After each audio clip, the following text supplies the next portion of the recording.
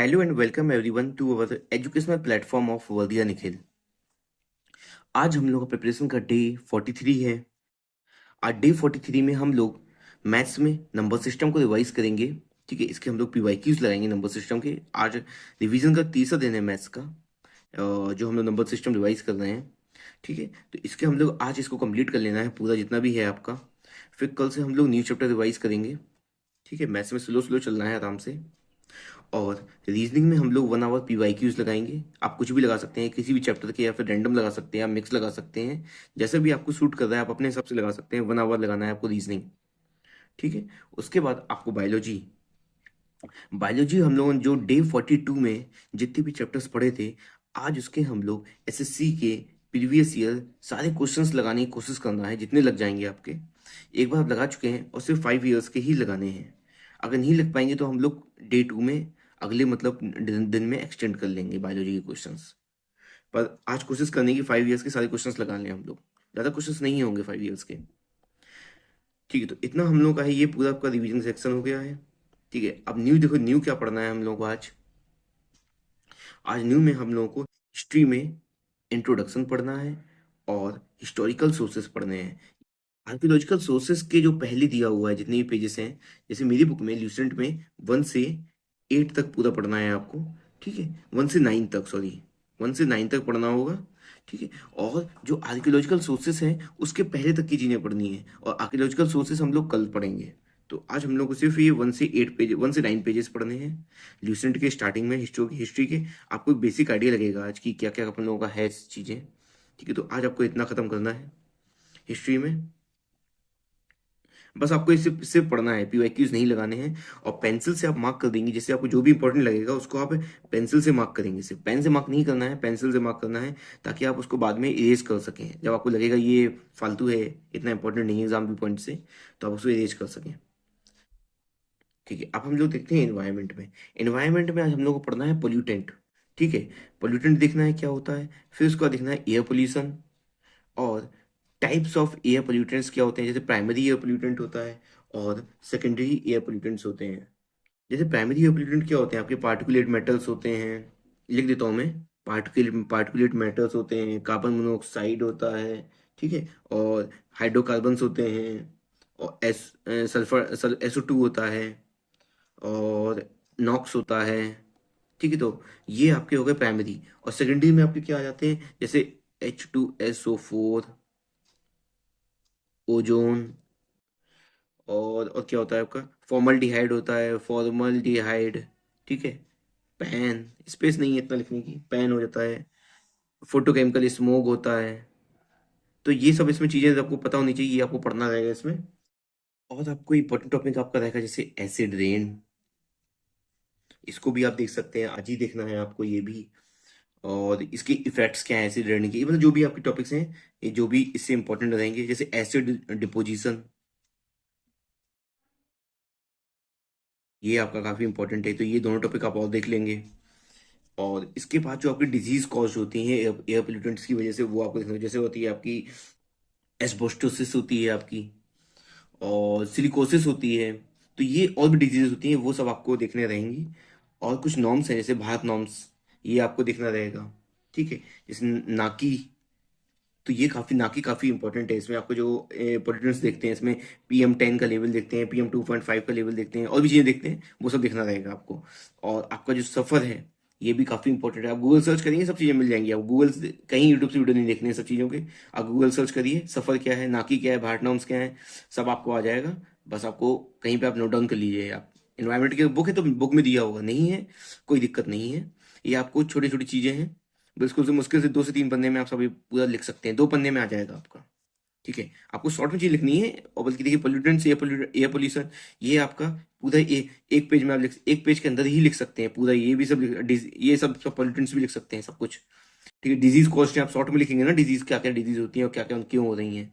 तो वो ये सब आप मुश्किल से 2 पन्ने में सब भर देंगे आप, इस तरफ पन्ना उस तरफ। तो ये बस इतने में एक पेज का है मुश्किल से। तो इसमें आपको बस इतना ही पढ़ना है आज एनवायरमेंट में।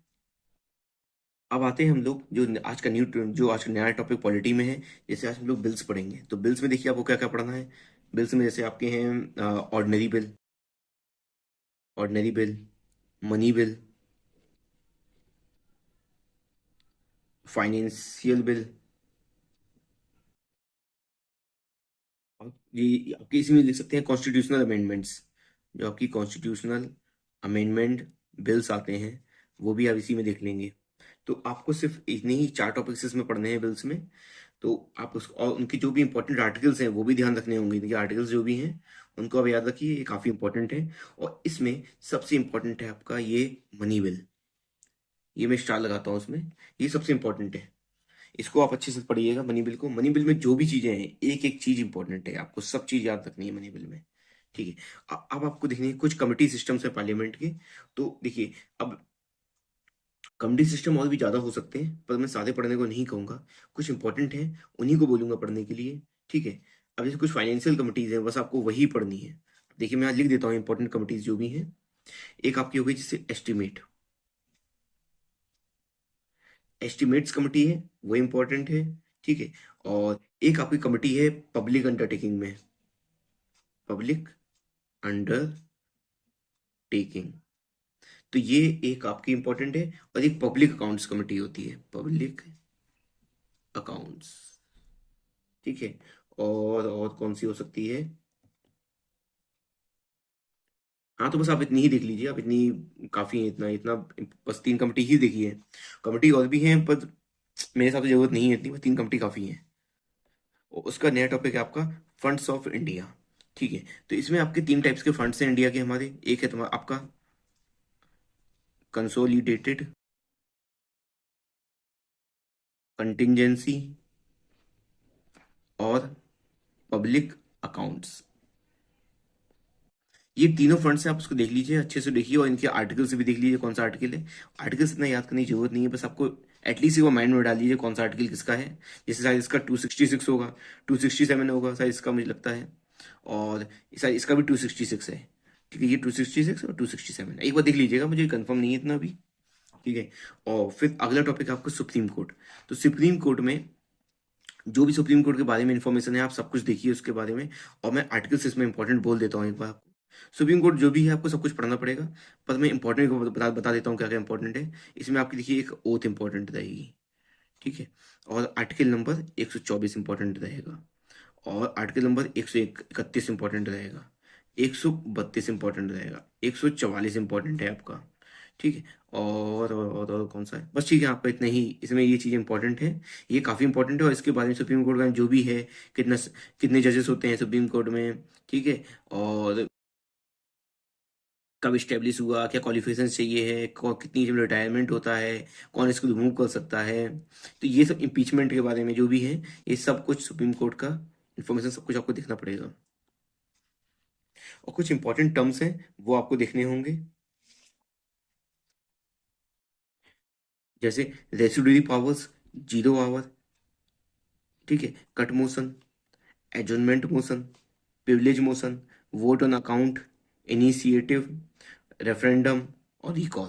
तो ये सब टॉपिक्स आपको देखने होंगे। शायद मुझे लगता है एक टॉपिक रह गया है, एक इंपॉर्टेंट और है प्लेबिसाइड। प्लेबिसाइड ये वाला काफी इंपॉर्टेंट है। तो ये सारे टॉपिक्स आपको बुक में ही, लिसेंट में ही मिल जाएंगे आपको। ये सारे टॉपिक्स देख लेने हैं, बस इनको पढ़ लेना है। और अगर आपको टाइम मिल रहा है तो आप कोशिश करिए कि एसएससी के 5 इयर्स प्रीवियस ईयर पीवाईक्यूज लगाने हैं आपको।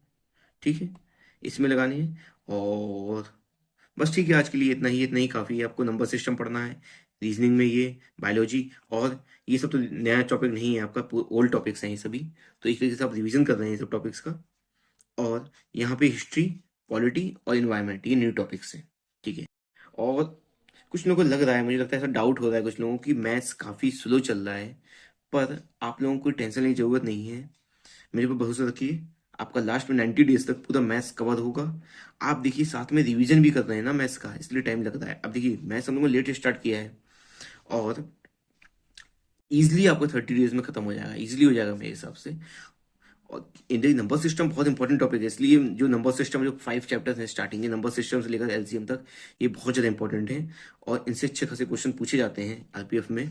इस वजह से ज़्यादा मैं फोकस करता हूँ इस चैप्टर में। देखिए ये हो सकता है यूपीपीएससी के लिए उसके लिए भी इंपॉर्टेंट है, पर इतना इंपॉर्टेंट नहीं हो सकता है। उसमें और भी चैप्टर से, दूसरे चैप्टर से क्वेश्चन ज़्यादा पूछे जा रहे हैं। पर आरपीएफ में नंबर सिस्टम से लेकर एलसीएम तक जो भी चीज़ें हैं, सिंप्लीफिकेशन, आपका सर्ट्स, इंडेक्स, ये सब बहुत ज़्यादा पूछे जा रहे हैं। तो उसमें काफ़ी इंपॉर्टेंट है, इसलिए मैं ज़्यादा प्रेस कर रहा हूँ इन सब चीज़ों के ऊपर। तो बस आज के लिए इतना ही है।